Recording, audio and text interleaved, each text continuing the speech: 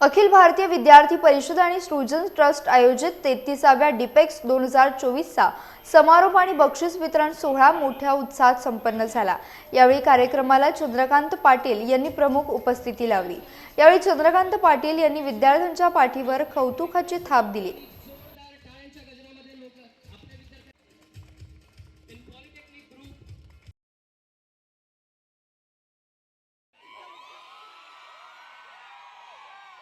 डिपेक्स ही activity मी विद्यार्थी परिषदेमध्ये पूर्ण वेळ असताना सांगलीतून सुरू झाली। ती इतकी मोठी वाढली की त्याचा मला खूप आनंद आहे।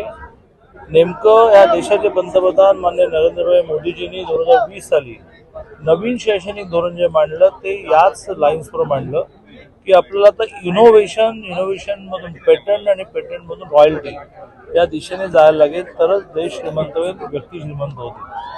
आणि त्यामुळेच आता सगळ्या पॉलिटेक्निक इंजिनिअरिंगमध्ये अभ्यासक्रम आम्ही मराठीतून आग्रह करतो आहोत। पुस्तकं सगळी मराठी केली। आर्टिफिशियल इंटेलिजन्सच्या माध्यमातून प्राध्यापकांना जरी इंग्लिश शिकवलं तरी त्यांना मराठी द्यायला येईल।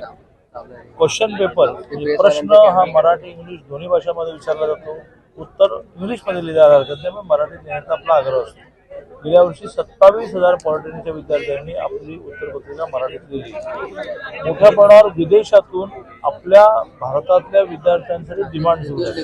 आता त्यांनी जर्मनीशी करार केला, ज्याच्यात 4 लाख विद्यार्थ्यांना टप्प्याटप्प्याने पाठवायचं आहे।